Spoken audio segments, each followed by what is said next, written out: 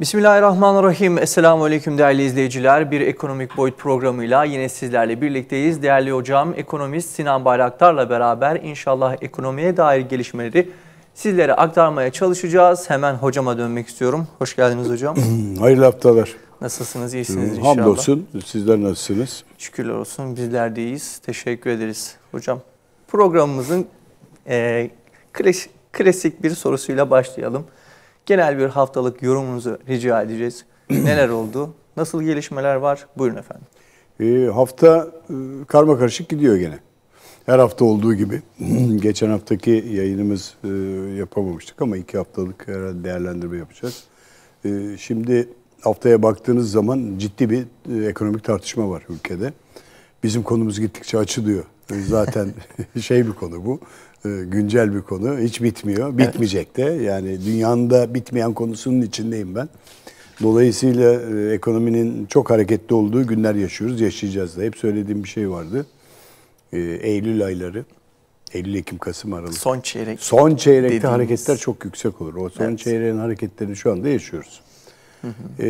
Doğal olarak da bütün bu hareketlerin içindeki olan olayların tümünde ekonominin parasal hareketleri ve düşen çıkan değerler var. Genel değerlendirmeye baktığımız zaman ciddi bir çalkalanma yaşıyor ülke.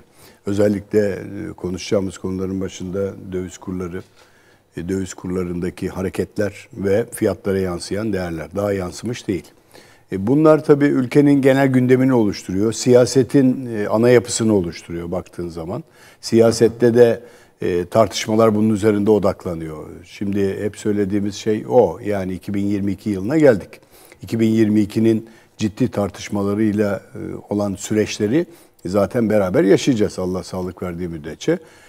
Şimdi olaya baktığınız zaman 2022 Türkiye'nin kırılma noktası. 2023'te Türkiye bir değişiklik olmasa seçim takvimine giriyor. Evet. Ve dolayısıyla 2022-23 yılları bizim Türkiye'de açısından 100 yıllık cumhuriyet olması artı birçok siyasal ve ekonomik kırılımların yaşanacağı yıllar bugünden başladı. Değişen bir şey yok. Tabii bu süreci yöneten en önemli unsurlarından biri de pandemi hareketleri var. Hala dünyada çok ciddi risk olarak yer alıyor. Pandemi ciddi bir risk içeriyor şu anda. Yine Avrupa ülkelerinde aşırı rakamlar çıkmaya başladı. Yani hastalık seyri daha da artan bir şekilde 5. dalgadan bahsediliyor. Evet. Türkiye'de yatışmış değil. Hepimiz bu sıkıntıları yaşıyoruz. Tabii bunlar doğal olarak ekonomiye yansıyor. Şimdi hep söylediğimiz bir şey var. Ekonomi, siyaset, gündem birbirinden ayrılmaz olan değerler. Buralara baktığınız zaman bu değerlerde haftanın içinde tümündeki bu hareketlerin hepsinde bizim artan fiyatlar, yüksek enflasyon ve dünyadaki enflasyon tartışmaları var. Hani siyasetin bir bölümüne de girdi.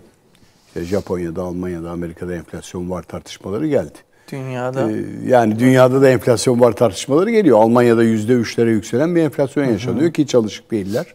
Geçinemiyoruz diye bağırmaya başladı Alman halkı. Çok ilginçtir o. Hollanda'da da böyle bir Hollanda'da da aynı şekilde, evet aynı şekilde. Avrupa ülkelerinde yükselen enflasyon başladı. Bizde yüksek enflasyon var. Evet. Biz alışık mıyız ona? Uzun yıllardır çok fazla böyle bu kadar aşırı fiyatlarla karşılaşmamıştık ama bu yıl iyice yukarı giden fiyatlar ve bizleri rahatsız eden fiyat endeksleri haftanın gündemini oluşturuyor. Tabii bu siyasete şöyle enjekte oluyor. Siyaset tarafına geldiği zaman muhalefet ve diğerleri şeyin aslına baktığınız zaman tümünde işte bu önümüzdeki aylarda asgari ücret tartışmaları, onları da konuşacağız. Emekliye zam, memura zam tartışmaları geliyor. Siyasetçi zaten bunları kaşıyarak bir yere doğru gidecek. Gayet doğaldır bu. Herkes kendine bir çıktı elde edebilmek için ben iyi yaptım, sen yapamadın tartışmaları gelecektir. Bunları haftanın genel bir değerlendirmesinde görüyoruz. Daha spot tartışmalar da gelecek. İşte Ekonomik Koordinasyon Kurulu çok hızlı toplanmaya başladı. Ekonomiyi değerlendiriyorlar. Tabii güncelde dünyada da birçok sorun var. Bu arada uluslararası boyutta genel sorunlar da gündemi işgal etmeye başladı. Rusya'nın Ukrayna sınırına çok ciddi yığınak yapması, Amerika Birleşik Devletleri'nin Yunanistan. Ve NATO tarafında işte siz tedbir almıyorsunuz. NATO üyelerine dönüyor Amerika. Ben de bunun üyesiyim. Şeye dönün diyor. Rusya tarafında ciddi bir sıkıntı var. Orada bir patlak verebilir. Yani dünya sadece soğuk değil, sıcak savaşta da sesler geliyor bu arada. Afganistan olayı çöküştü. Evet. Hadi onun bir tartışmasıyla yatıştık haftanın olaylarında ama bu Ukrayna olayı ciddi bir tırmanışa doğru gidiyor. Çünkü Ukrayna'da şöyle bir sorun var. Avrupa'nın bir gaz sorunu var. Avrupa gaz sorunu yaşayacak bu kış. Avrupa pahalı gaz alıyor. Rusya'dan ucuz gaz alıyorlar. Rusya ve Ukrayna gazı keserim tartışmaları var. Rusya gazı keserim diyor. Ukrayna'yı beslemeyin diyor. Ukrayna'yı beslerseniz ben gazınızı keserim diyor. Gaz çünkü ucuz Avrupa'dan gelen. Avrupa'nın diğer yerlerinden aldığı gaz pahalı. Şimdi orada ciddi bir ekonomik boyut çıkıyor ve Avrupalı bu gaz fiyatları nedeniyle de yüksek enflasyonla karşılaşmak üzere. Evet. Bunlar hep rahatsız edici boyutlar olarak karşımızda. Şu anda onları yaşıyoruz. O süreç bütün dünyayı etkileyecek. Hatta Belarus kıyısında da biliyorsunuz sınırında Polonya arasında bayağı bir mülteci krizi var şu anda yaşanan. Oraya giden mülteciler Belarus'tan Polonya ve Avrupa Birliği'ne geçmek üzere. Tabii ki dünyanın yaşadığı ana sorunlardan biri de mülteci sorunu baktığın zaman.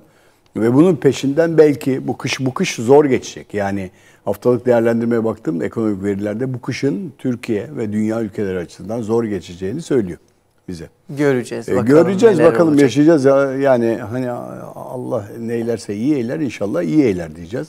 Hayır eylesin diyeceğiz. Çünkü hakikaten zor bir sürece doğru evriliyor dünya. Bu arada tabii bizde belki aşırı boyutlarda enflasyon, fiyat artışları, geçim sıkıntıları falan var. Kabul ediyorum bunları. Ancak Avrupa'da bağırmaya başladılar. Ya ben hep söylemiştim hatırlıyorsun. Alışılmış değil. Çıktı. Mi? Rutini bozdu. Ya rutini bozduğu için zaten şu bozduğu için Avrupa tarafında ciddi sıkıntı var. Yani Avrupalı şimdi şöyle 3000, 2000, 1500 lira emekli aylığı, 1500 birim emekli aylığı alıyor, maaş alıyor. Sen şimdi bunu bir 50 birim bir artış olursa %3-5'lerde fiyatlarda yani %3-5 artış olursa onun cebinden çıkan 50 lira onun için çok önemli Avrupalı için. Ve bağırmaya başlıyor. Alışık değiller. Alışık olmadıkları için ciddi travma yaratıyor onlarda. Yani biz de %50 enflasyona alışığız mı? Alışığız. Bize travma yaratmıyor. Nasılsa yarın farklı fiyatla karşılaşacağım diyor. Ben ona göre tedbir alıyorum. Yani haftanın ana gündeminde hep bunlar gelecek ve önümüzdeki haftaları da çok meşgul edecek. Amerika Birleşik Devletleri Senato'dan 1.9 trilyon dolar ek bir yardım şeyini çıkardılar, onayladılar. 1 trilyon dolar da altyapı yatırımları, köprü ve yolların yapımı için Amerika dökülüyor söylüyorum ya. Onlar için 1 trilyon dolar bir yardım çıkardılar. Bu yaklaşık 2-2,5 trilyon dolar da para basmak demektir Amerika'da. Para basması peki nasıl? Enflasyon yapıyor. Dünyaya dolar fazlalığı geliyor. Dolar fazlalığı gelince harcama artıyor. Harcama artınca da fiyatları yukarı doğru çekiyorlar. Yani çok fazla harcadığınız zaman mala talep geliyor. Arz talep dengesi bozuluyor Ahmet. Yani şimdi sen bir şeyden talep etmeye başladığın zaman ben kalem istiyorum diyorsun. Para var cebimde ben buna 10 tane alayım diyorsun. 10 tane alayım deyince kalem üreticisi ne yapıyor? Kalem üreticisi diyor ki ben tutayım bunun fiyatları artıyor. Zaten hammadde girdileri tedarikten dolayı bozuldu. Evet. Bu çok ciddi bir sorun halinde şu anda. Tedarikten bir bozulma var. Yani tedarik zinciri kanallarıyla bozulma var. Mesela o da haftanın yorumlarında geliyor. Şu var orada. Çin'de magnezyum üretimi yapan 6 tane fabrikayı durdurdu. Enerji sıkıntısı nedeniyle, hava kirliliği nedeniyle Çin durdurdu bunları. Durdurunca bu magnezyum maddesi ben de bilmiyordum, öğrendim. Ne işe yarıyor? Otomotiv sanayinde kaporta ve saç üretiminde boya maddesi ve kaportanın üretiminde kullanılan en önemli maddelerden biri magnezyum. Evet. Şu anda sıkıntı başladı. Ve otomotivde zaten çip krizinin üzerine bir de bu geldi. Hani niye otomobil fiyatları bu kadar artıyor? Evet. Birinci elde araba yok. Evet. Gelemiyor. Tedarik zincirinin konteyner ve diğer sorunları bozuldu. Bozulunca bu zincirin halkaları zayıf tarafından koptu. Kopunca fiyatlara yansıyor. Evet. Siz şimdi 2.000 dolara taşıttığınız bir konteyneri 12.000 dolara taşıtırsanız hem maliyetleri etkileyecek, bütün dünyada böyle. Yani enflasyonun dünyada artış göstermesinin sebeplerinden biri de tedarik zinciri kanallarındaki bozulmadır. Bu büyük oranda artış gösterince fiyatlara yansıyor. Yani o da çünkü İtalya'daki, Almanya'daki, Fransa'daki, Amerika'daki fiyatlarına zam yapmak zorunda kalıyor. Çünkü diyor ki ben maliyetlerim arttı benim. Evet. Bir de enerji fiyatları gelince bunun üzerine haftanın bütün gündemini oluşturuyor. Bakın geçen izleyenler bilir şeye katıldık canlı yayına. Medya Kritik ve Gündem programıydı bir tanesine. Orada Hüdapar'ın başkan yardımcısı söylediği bir elektrik sorunu var. Sayın Tasalı şunu söyledi. Köylerde köylünün elektriği kesiliyor. Köylü üretim yapamaz vaziyete geliyor. Buna tedbir alınması lazım. Evet, çok doğru. Dönüyoruz elektrik üreticilerine. Elektrik üreticisi diyor ki ben de bu sorunları daha fazla yaşıyorum. Üretemiyorum. Fiyatlar çok yukarı gitti. Dolayısıyla birçok tartışma geliyor. Evet, bir de tartışmaları vardı hocam. Elektriğe girdiğinizde ben sadece değinmek istiyorum.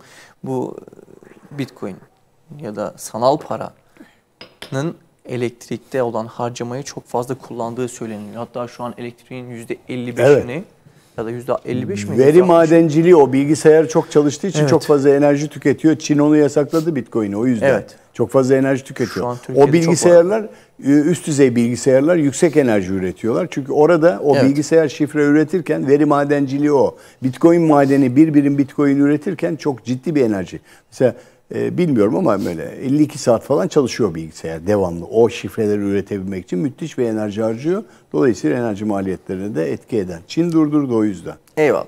O Peki yüzden. tekrar gelelim yurt içine hocam. Döviz aldı başını gitti. Altın aldı başını gitti. Merkez Bankası'na gelecek olursak daha geçtiğimiz zamanlarda gömlek değiştirir gibi Merkez Bankası başkanının değişmeleri olsun. Hep bir tartışmalar söz konusu. Yani hep bir karışıklıklar söz konusu Merkez Bankası içerisinde. Siz bu dönemde nasıl değerlendirirsiniz? Bu son tartışmaları nasıl bakıyorsunuz? Merkez Bankası'nın açıklamalarını nasıl yorumlarsınız? Buyurun. Şimdi Merkez Bankası bizimki dahil dünyadaki merkez bankaları da tartışılıyor. Evet. Sadece bizimki değil. Bizdeki zaten su götürmez bir tartışma. Dediğin gibi bir ben kaldım Merkez Bankası Başkanı olmayan. Herkes oluyor. Yani talip değilim o göreve de Allah korusun, çok tehlikeli bir yer orası. Merkez Bankası'nın görevi fiyat istikrarını sağlamak, para piyasalarını koordine etmek. Evet. Bankaların en büyüğü. Babası, atası ve yönetmek. Ekonomiyi de yönetmek mi? Evet, tabii ki. Çünkü siyasiler ekonomideki verdikleri sözleri merkez bankaları aracılığıyla gerçekleştirirler. Yani bir söz veriyoruz, para piyasalarını biz hareket ettiririz. Merkez Bankası bizim elimizde derler. Ama bunu demezler direkt açık. Bağımsızdır derler. Nitekim Sayın Cumhurbaşkanı geçen gün faiz indirimi konusunda geçen hafta bugün genel kurulda konuşurken ben karşıyım, bununla beraber olanlara da karşıyım. Yani ben bunlarla beraber yürümeyeceğim dedi. Ertesi gün zaten kıyametler koptu. Her şey değişti biliyorsunuz. Evet. O çıktı dışarıda, gazetecilerin sorduğu soruya şöyle bir cevap var. Merkez Bankası kendi işini yapıyor, kendi hareketlerini yapacaktır, bağımsızdır dedi. Şimdi tamam, doğru, bağımsız Merkez Bankası. Ama bir mesajı veriyorsunuz, Merkez Bankası Başkanı da ona göre hareket etmek zorunda kalıyor. Çünkü Türkiye siyaseten şu anda parlamenter sistem olarak lider tarafından yönetildiği için dolayısıyla onun vereceği mesajlara göre de hareket etmek zorunda kalıyor bence. Ona göre de hareket ediyor. Yani değerlendirmelerimiz öyle. Yani evet, tartışmalarımız. İsterse yapmasın. İsterse yapmasına geliyor. Çünkü Merkez Bankası Başkanı da o para politikaları. Şimdi baktığınız zaman eşyanın tabiatına aykırı. Evet, doğru. Yani faiz hakikaten sanayi kesimini daraltan, yok eden, evet, maliyetleri arttıran, evet doğru, kabul ediyorum. Düşmesi gerekiyor. Ya 5 puan düşün, 2 puan düşmeyin, 1 puan düşmeyin, sıfırlayın hatta. Madem öyle, bakalım nereye gidecek. İşte o tartışma yapılıyor. Şimdi düşüldüğü zaman ne oldu Merkez Bankası tartışmalarında? Doğru mu, eğri mi tartışması geliyor. Evet. Hatta bütün ekonomistler şurada birleştiler. Yapma. Bak, yaparsan döviz kurları şuralara gider. Yani yapma dediler. Ya doğru bir hareket değil bunu. Enflasyonun üzerinde, enflasyonun altında bir faiz veremezsin sen diyorlar. Şimdi hep söylediğimiz bir şey var. Ekonomik sistem bu. Ben değiştireceğim bunu. Başka bir sisteme geçeceğim. Varyasyonuna giriyorsanız ayrı. Altında farklı nedenler ararım ben. Ben sistemimi değiştireceğim. Kur politikam değişecek önümüzdeki günlerde. Bilemiyorum. Sabit kur politikasına geçeceğim. Bilemiyorum. Açık söyleyeyim. Yani bilemiyorum, açık söyleyeyim. Yani ne var ne yok orada. O zaman sabit kur politikasına geçecek Türkiye demek ki. Oraya doğru gidiyor herhalde. Çünkü bu kadar oynatılan bir değerde ülke ucuzladı. Merkez Bankası onun için tartışılıyor. Faiz indirimine geldiğiniz zaman faiz indiriminde yapılmalı, yapılmamalı tartışmaları çıktı, önümüze geldi. Şimdi neden yapılmalı, neden yapılmamalıyı konuşursak, ya enflasyonun altında bir faiz vermek doğru değil. Çünkü faiz şu: ben yaşanan bir fiyat artışları var %20 civarında. Sen %14-15 civarında, 16 civarında faizle para toplamaya çalışıyorsun benden mevduat olarak. Benim param var, birikmiş para, bankaya götüreceğim, yatıracağım. Bana %16 vereceksin. Öyle mi? Ben gider başka alanlarda değerlendiririm bu parayı. Bankaya getirmem. Çünkü %20 enflasyon varsa enflasyonu tetikleyen başka bir yerlerde fiyat artışlarının olduğu diğer alanlara yatırım yaparım. Bir tanesi de döviz. Giderim döviz alırım. Gidip mevduata koymam. Yani mevduatta bana yüksek faiz vermiyorsan ben de çıkarım buradan. Giderim başka taraflara. Evet. Hatta Avrupa'daki tartışma faiz indirimi konusunda şu: Avrupa'da sıfır faiz var ya. Şimdi vatandaş Avrupalı diyor ki ben bankaya para yatırıyorum, bana faiz ver kardeşim, enflasyon var diyor. %3 kaybettim ben diyor. Şimdi o tartışmalara geldi. Türkiye'de de aynı tartışma içinde. Yıllardır biz bunu yaşıyoruz. Bunu görüyoruz. Başka bir şey görmüyoruz. O zaman dönüyor o büyük para. Mevduata gitmiyor bankacılık sistemi içinde. Dönüyor, gidiyor. Rant edici diğer yerlere gidiyor. Rant edici yerler nereler? Bir, stokçuluk artar. Enflasyondan gelen stokçuluk artar. Satmıyorum malı der. Evet. Bakın otomotiv sanayinde bugün o yaşanıyor. Şu an sıfır Otomobilde yok, ikinci el de yok. Satmıyor kimse aracı. Tutuyor. Diyor ki nasılsa bu değer artıyor. Altına gider. Değerli madenlere gider. Hangisi olursa olsun. Emtiaya gider. Saca, demire, çimentoya, oralara gider. Tarıma gider, buğdaya gider. Rant edecek yerlere gider. Mevduata gelmez. Mevduata gelmeyince sen istediğin faiz. En çok karlı çıkan ne biliyor musun faiz indiriminden? Bankalar. Bankalar kredi faizlerini düşürüyorlar. Mevduat faizlerini de indiriyorlar. Kredi faizini 1 yıl vadeli veriyorlar. Mevduat faizini 1 ay, 3 ay veriyorlar. 3 ayda bir parayı rant ediyorlar. Krediden de gidiyorlar 1 yıl sabit faizle para kazanıyorlar. Peki hocam, bir şey sorabilir miyim? Diyelim ki benim param var. Faiz haram bu arada. Sadece örnek vermek adına söylüyorum. Bankaya yatırdım. Ondan sonra yan gelip yatma durumları da oluyor. Yani Türkiye'de üretim hakikaten azalıyor. Ve biz biraz daha yatmayı seven, tatil yapmayı seven bir halk olduğumuz için faizin düşürülüp misalen eyvallah enflasyondan dolayı paranın değer kaybediliyor ama oradan çıkarsa üretime sokmaya gibi bir durum söz konusu. Peki soruna soruyla karşılık vereceğim. Buyurun. Şimdi. Ahmet, güzel yatırıyor faiz, kabul ediyorum. Çıktı, gelmeyecek bankaya, faize yatırmaya tembellik yapıyor. Para, enflasyonist ülkede para değer kazanmak için yer arar. Evet. Güvenli liman arar. Bir. İkincisi daha fazla, biraz daha rant edeyim. Enflasyon var çünkü bakın. Enflasyonu konuşmasak bu söylediklerin hepsi doğru. Yani %20 TÜİK'in verileriyle olan enflasyon var. Şu an katılmadığımı %100 söylüyorum. Evet. Ben TÜİK'in verilerine katılmıyorum.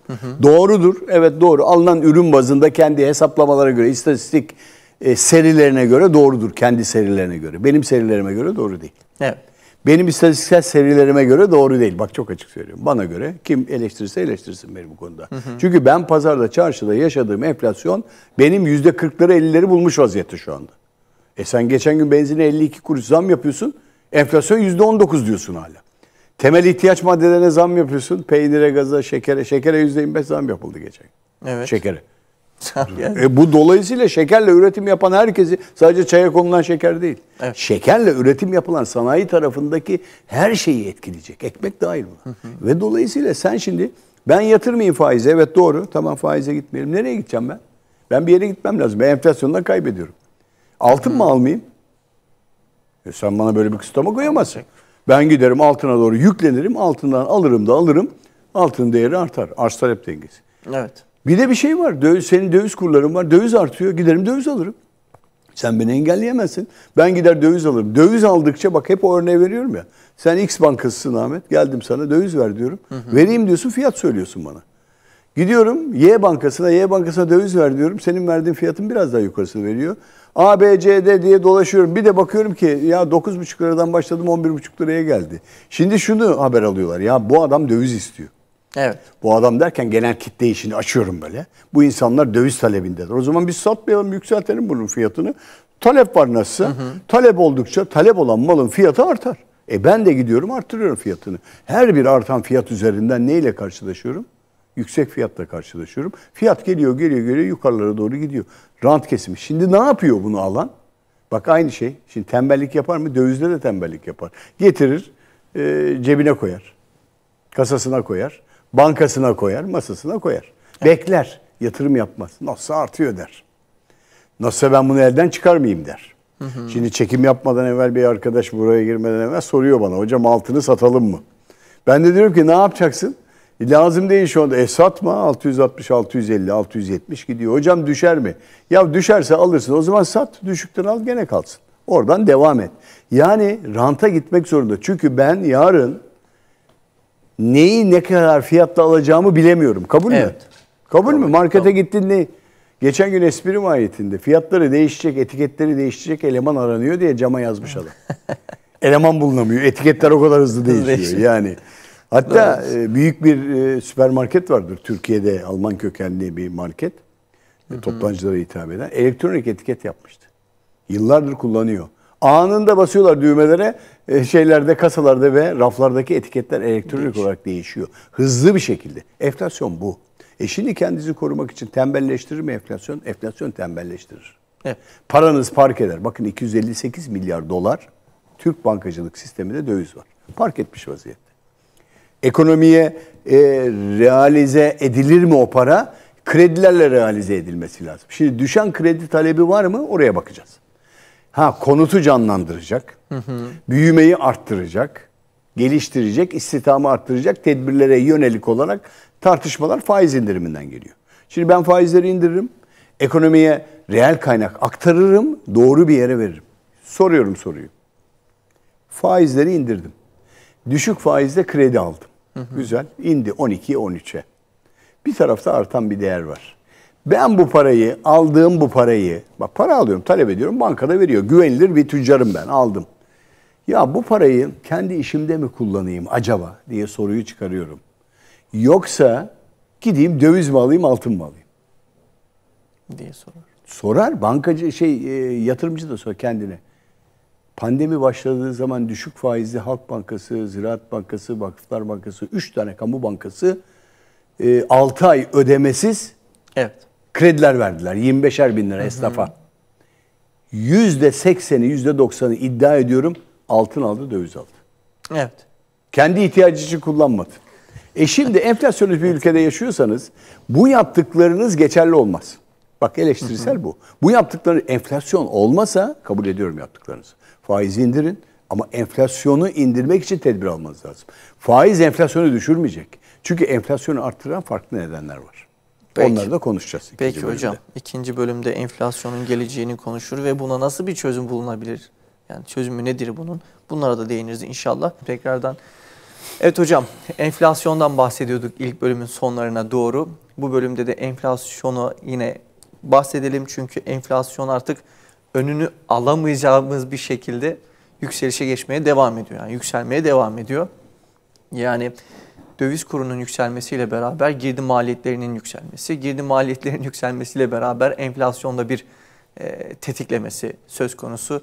Enflasyon, yani insanların neler yapması lazım? Enflasyona nasıl bir çare bulunabilir? Bu konu hakkında neler söylemek istersiniz? Enflasyon ne yapar? Oradan gidelim. Ne yapar? Ne yapar? Buyurun. Enflasyon ne yapar? Enflasyon aynen yüksek tansiyon gibi damarlarda plaklaşmaya, birikmeye, tıkanmaya ve koroner yetmezliğe neden olur enflasyon. Vücudu berbat eder. Aynen yüksek tansiyon gibi pıhtı attırır, öldürür insanı. Enflasyon bu. Hakikaten fiyat artışları insanların geçim endekslerini bozan önemli unsurların başında geliyor. Örneğin Kasım ayında mevsimsel etkiden arındırılmış tüketici güven endeksi %7.3 azalarak Ekim'de 76.8 iken Kasım'da 71.1 oldu. Yani tüketici güven endeksi diyor ki ben sana güvenmiyorum. Evet. Ekonomide ben sana güvenmiyorum. Buraya geldi. %80-90'dı. Güveniyorum, evet bir şeyler yapıyorsun.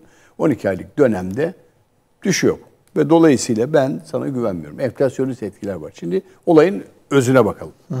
Şimdi Türkiye'de enflasyonda açıklanan rakamlara gidelim. TÜİK'in verileriyle gidelim. Hep konuştuğumuz bir şey var. Üretici fiyatları 45-46 bandında yükseliş olduğunu açıklıyorsunuz. Enflasyonu 19,5-20 açıklıyorsunuz. Olur. Arada 10 puan fark var. Makas açılmış. 10 puan fark yansımaz diye zannediyorsunuz. Şu demek oluyor. Üretici fiyatları artıyor. Üretici fiyatlarını satan kişi, mal satan kişi bu fiyat artışlarını hiç yansıtmadan satmaya devam edecek. Böyle bir şey olabilir mi? Mümkün mü? Değil. 2 ay oldu bu fark olalı yaklaşık. 2 aydır bu fark açılıyor. Böyle bir şey olabilir mi? Hayır. Eşyanın tabiatına aykırı. Yani olmaz böyle bir şey. Böyle bir şeyin olması mümkün değil. Niye biliyor musunuz? %45-46 TÜİK'in verikleriyle üretici üfe fiyat artışı, yani imalattaki fiyat artışı %45-46-50 bandında artıyor. Tüketici fiyatları 20 artıyor. Yani üretici, ben nasıl zarar ediyorum edeyim, batayım ama ben halkıma ucuz mal vereyim, rafımdaki malı pahalı. Böyle bir şey var mı? Mümkün değil böyle bir şey. Ayakta kalamaz. 2 aydır, 3 aydır hatta. TÜİK'in verileriyle hareket ediyorum. Aradaki 10 puanlık farkın yansımaması mümkün değil. Yani bu şu demektir. Üretici fiyat artışlarının getirdiği sonuç tüketici fiyat artışlarına yansır. Yansıması gerekiyor. Evet. Siz üreticinin kullandığı doğalgaza %48 zam yapıyorsunuz. Diyorsunuz ki bunun fiyatlara yansıtma. Böyle bir şey olmaz. Mümkün değil. Bu rakamlar gerçek midir diye sorusunu onun için soruyorum. Olmaması gerekiyor. Çünkü üretici tarafına dönüyor mu imalatta? Bütün imalatçılar beni dinliyor şu anda. İmalatçılara dönüyorum, diyorum ki ya siz fiyatları ya mümkün değil, aldığım malı yerine koyamıyorum diyor. Ben mecburen yeni liste çıkarmak zorundayım. Yeni liste çıkarıp nereye yansıyacak? Toplam fiyatlara. Toplam fiyatlara yansıdığı zaman parakende fiyatlara doğru yol alacak, bu gayet doğal. Siz şimdi bunu yapmadan, bunu hareket ettirmeden enflasyonuz veri açıklıyorum demeniz yanlış bana bakarsanız.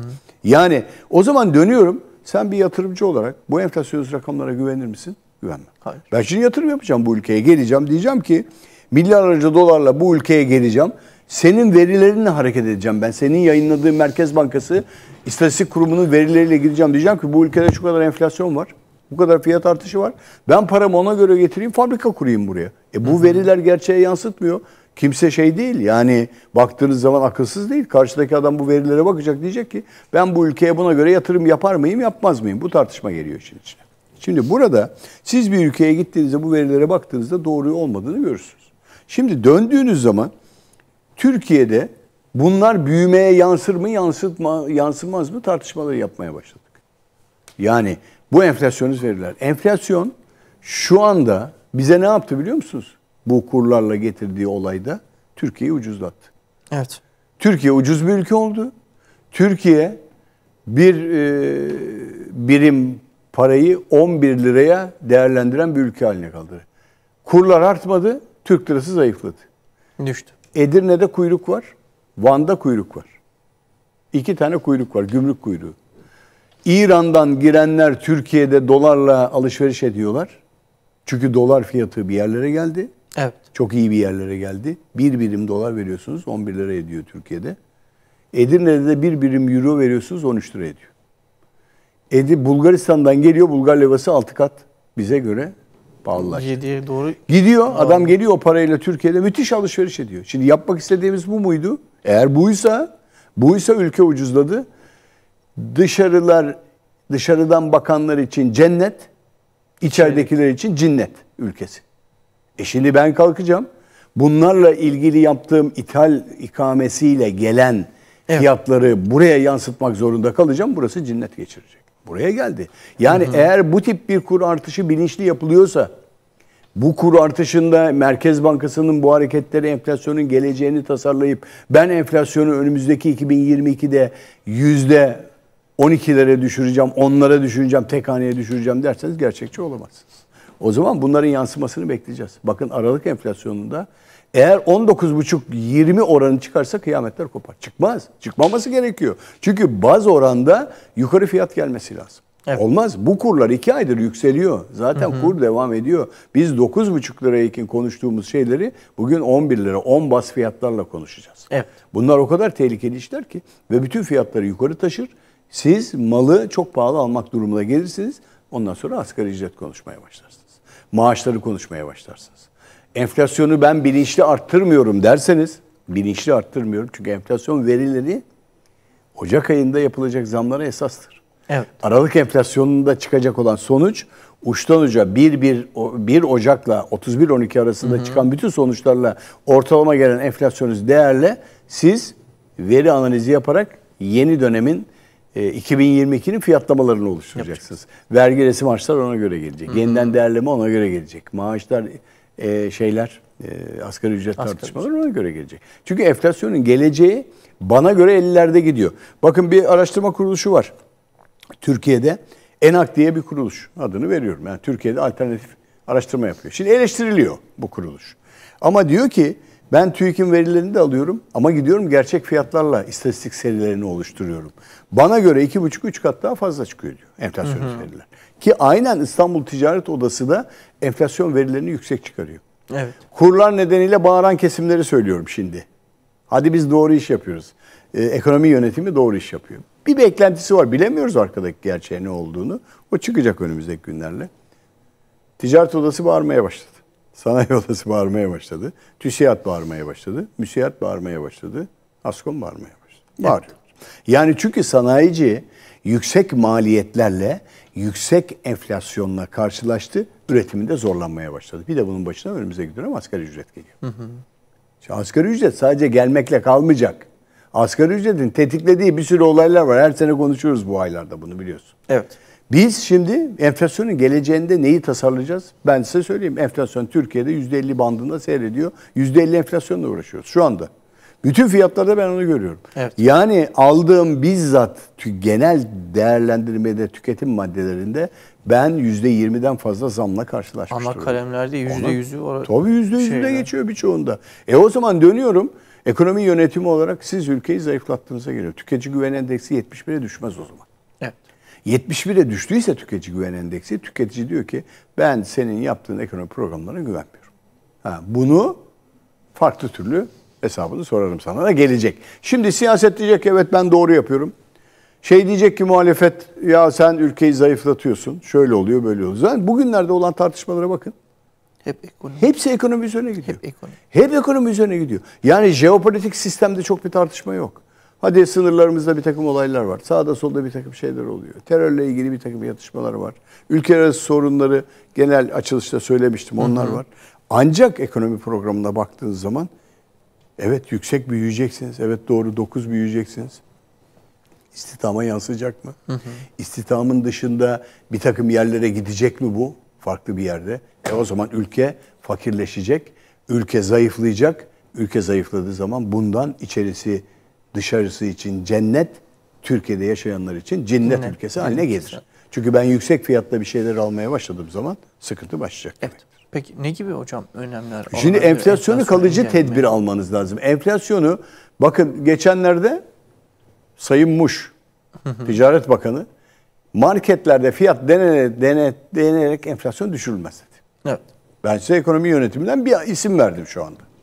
Hep söyledim mi ben burada, hatırlıyorsun? Evet. Markete gidip 3 tane fiyatı denetleyerek, o market bu market bunu yaptı diyerek marketlerde yüksek fiyat denetlemesi yaparak enflasyonu düşüremez. Enflasyonda kalıcı tedbir almanız lazım. Yapısal reformlar, ülkeye gelecek olan döviz tutarları, yabancı yatırımcılar, aldığınız kararlar, dışa verdiğiniz mesajlar.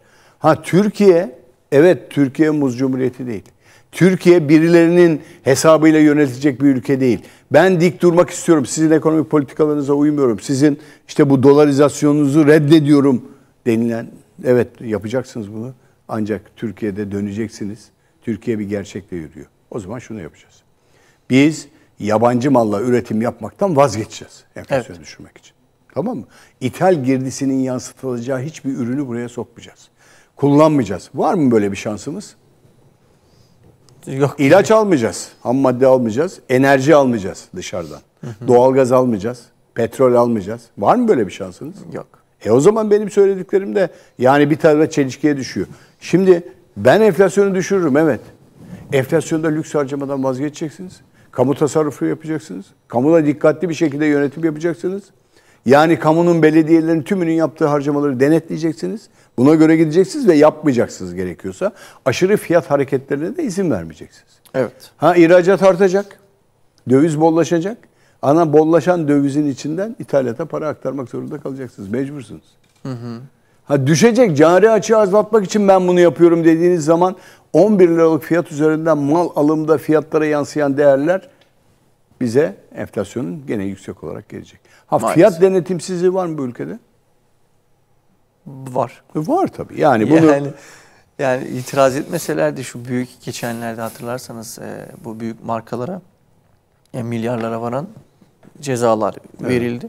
Yani itiraz gelmese, artık insanlar yakınmasa herhalde bunlar da yapılmayacaktı. Yani bu cezalar da verilmeyecekti. geldi mahkemeye müracaat ettiler. Evet. Yürütmeyi durdurma kararı alacaklar. Ben ödemiyorum cezayı diyecekler. Benim fiyatlarım burada diyecekler. Neyi yapacaksınız? Zorla ceza mı vereceksiniz insanlara? Ya gelecek savunmasını yapacak. Ben niye ödeyeyim diyecek şu kadar milyon lira cezayı. Benim fiyatlarım burada. Ben şunu şuradan yapıyorum. Bu marketi bu tedarikçiden alıyorum. Şöyle yapıyorum. Ben bu fiyatı uyguluyorum diyecek. Gerekçesi var ticaret mahkemelerinde. Sen adama aşırı fiyat, fahiş fiyat uygulaması yaptın. Cezası veremezsin. Öyle bir şeyin yok. Olmayacak zaten. Yürütmeyi durdurma aldılar. Gittiler mahkemeye başvurdular. Ödemeyeceğim diyecek adam. Ödemeyeceğim diyen ticaret mahkemesi bilirkişiye gidecek. Fiyatları, faturaları koyacaklar önüne. Aldığın fiyat belli, kar marjı belli. Çıkacaklar. 2 tane üründe zam yapacaksın. 300 lira ceza vereceksin adama. O dava yatışacak ve gidecek. Ben bunu milletin gazını almak, halkın gazını Yani almak ona dönüyor gibi yani. nitelendim. Tamam birilerine ceza ver. Olmaz. Bununla değil. Enflasyon bununla düşürülmez.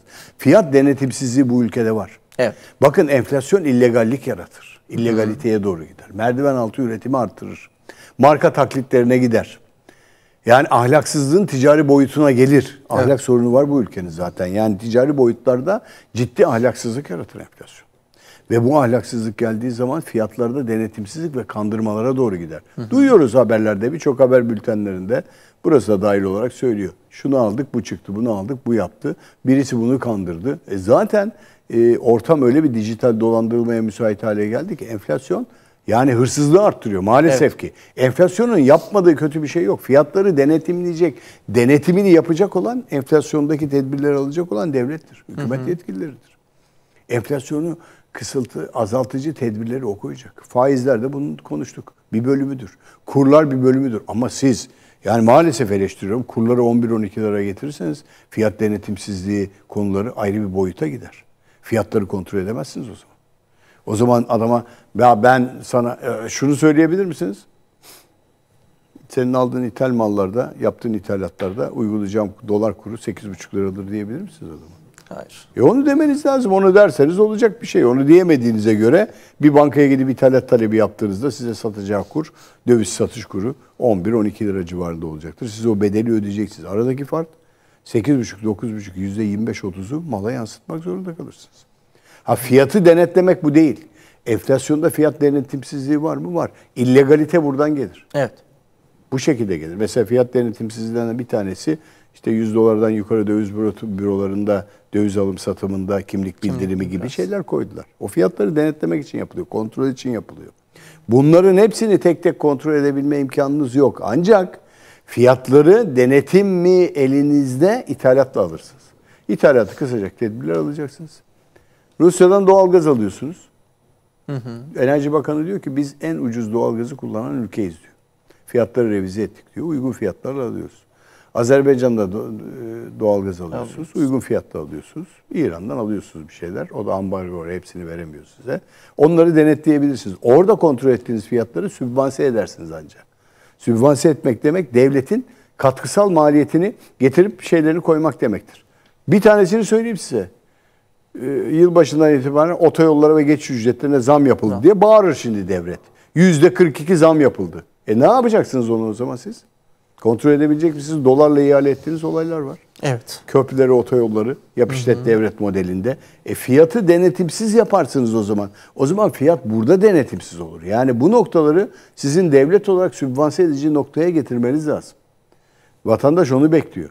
Vatandaş beklediği şey ben geçineceğim şeyi açlık sınırıyla yaşamayayım, geçineyim ona göre bana maaş ver diyor. Şimdi emekli maaşlarına zam enflasyon oranında yapılacak.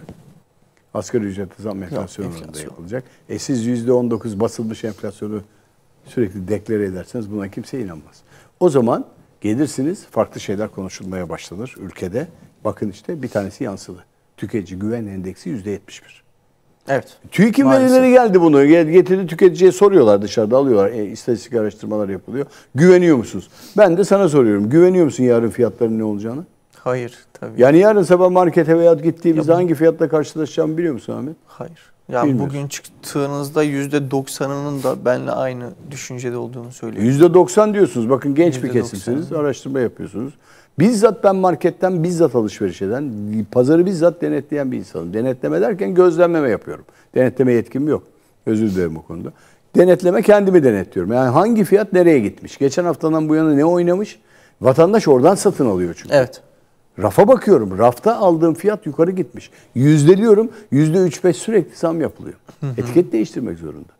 Gidiyorum toptancıya, diyor ki benim geçen hafta sattığım malı yerine koyamıyorum ben. Çünkü eksiliyor diyor. Enflasyon eksiltir.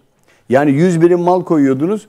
O para 20 birim azaldı. 80 tane alıyorsunuz. 80 birim mal koyuyorsunuz. Yarın öbür gün 60 birim mal koyacaksınız. Yarın öbür gün 40 birim aynı. Evet yani siz abi mesela toptancı. Evet. Kendisi diyor ki sattığım fiyata şu an alıyorum ben. Tabii. Kendim sattığım fiyata alıyorum ve fuara gidecek artık diyor. O kadar çok oynuyor ya hani fiyatlarda bayağı bir oynama var. Herkesten garanti bir ücret yani garanti ücretler dediğimiz şey şu. Hani bana bunun net bir şeyini ver. Çünkü dolar bazına göre satacak olursam zarara uğrayabilirim. Tabii. Ya veyahut avans alacak, önden para alacak, onu dolara döndürecek, maliyetlerini korulayacak. Söylüyorum. %48 sen açıklıyorsun. Üfe. Evet. %20 tüfe. Tüfe açıklıyorsun. Aradaki ne olacak? Aradaki 20 puan, 10 puanlık fark, 20 puanlık fark, 10 puan fark. 30, 40, o 20 puan. Yansımayacak mı? Yansıyacak. Mümkün değil böyle bir şeyin olması. Yani o zaman güven endeksi fiyat denetimsizliğinden geriye doğru gelir ve düşer. Peki. Asgari ücrete gelecek olursak hocam, asgari ücret tartışmaları başladı. Asgari ücretin işveren kesimi enflasyona yönelik yani enflasyon oranıyla zam gelmesini talep ediyor. Zam verilmesini talep ediyor. İşçi kesimi ise işte asgari ücreti 5.200 liradan açtı. Yani 5.200 liradan aşağısına kabul etmeye şeklinde bir tartışmalar var. Tabii bu asgari ücret enflasyonun şeyine göre de değişecek. Çok tartışma, çok su götürecek. Bunun nedenlerinden biri işte TÜİK'in %20 olarak açıkladığı fakat aslında işte ya da aslında demeyeyim, net konuşmayayım belki ama halkın gördüğü %30, %40, %50 dolaylarında bir fiyat yükseliş var. Eğer %20 zam gelirse asgari ücrete çok tepki alacak. Hükümetin bir taraftan da işte halkımızı mağdur etmeyeceğiz şeklinde bir açıklamaları var. Başkan yardımcıları tarafından. Siz nasıl değerlendiriyorsunuz? Sizce geçen sene de hatırlarsanız asgari ücret ne kadar olur diye bir şey sormuştuk. Şimdi asgari ücret Toto'ya başladık. Her hafta asgari ücret Toto oynayacağız. Loto oynayacağız. Bakalım nerede tutacak. Bana göre 4.500 liradan aşağı olmaması gerekiyor. En az. Kesinlikle. En az. Şimdi asgari ücreti siz 4.500 lira dediniz. Peki üst tarafı ne yapacaksınız? İşte bir de işveren kesim de var. Hayır, üst tarafı da var ya. Çalışanlar var, işveren var. Diğer çalışanlar var. Doğru. Bugün 4.500 lira maaş alan bir çalışan var. Diyecek ki 5.500 yap benim maaşım. Sen asgari ücretleri 4.500 lira alıyorsan ben de bu şirkette 10 yıldır çalışıyorum. 4.500 lira alıyorum. 1.000 lira bana zam yap. Benim kirama zam geldi. Bilmem neye zam geldi. Evet. Hadi buyur. Nasıl yapacaksınız? Döneceksiniz işveren tarafına, diyeceksiniz ki ben asgari ücreti şuna yaptım. İşveren diyecek ki adam çıkarıyorum. Geçen 2 senedir çıkaramadılar biliyorsun. Pandemi nedeniyle işten çıkarma yasağı vardı. Şimdi hepsini döktüler dışarıya. Bir daha döker. Yani adam ben kapatırım dükkanımı ya. Ben giderim parayı. Bak maalesef çok kötü. Başta söylediğin şey oydu. Satarım. Tamam mı? Koyarım parayı kenara. Hazır yerim. Faiz alırım. Dolardan kazanırım. Altında kazanırım. Türkiye ucuzladı. Evet. Bugün bir şirkete gidip 1 milyon doları parayı bastığı zaman şirketi satın alır Avrupalı. Evet. Gelir basar parayı alır. Ucuzladı bu ülke. Aynen. Eğer biraz güveni açsınlar, herhalde önümüzdeki dönem o yapılıyor. Tahmin ediyorum o yapılıyor. Türkiye şirketleri özel şirketler. Gelecek yabancı yatırımcılar. Ya burası harika bir ülke, gelelim burada yatırım yapalım. Alalım şu şirketi. İyi firmalar var Türkiye'de. Avrupa'ya üretim yapan, Amerika'ya üretim yapan, dünyaya üretim yapan tedarikçiler var. Ucuzladı. Adama diyecek ki ne istiyorsun kardeşim sen? Geçen sene biz seninle konuşuyorduk. 10 milyon dolar istiyordun tesisine. 5 milyon dolar şimdi düştü zaten. 5 milyon dolar vereyim. Yılbaşından bu yana doğru dolar bazında %46 azalma vardı. Evet. Türk lirasında. %46. Düştü. Geçen sene 10 milyon dolar konuşuyorduk. Ben de şimdi 5 var kardeşim. Avrupa'dan bir arkadaşım bana telefon etti geçen gün. Bu kurlar oynayınca. Ya biz geliyoruz dedi. Emekli maaşımızda koca bir holdingi satın alabiliriz herhalde orada.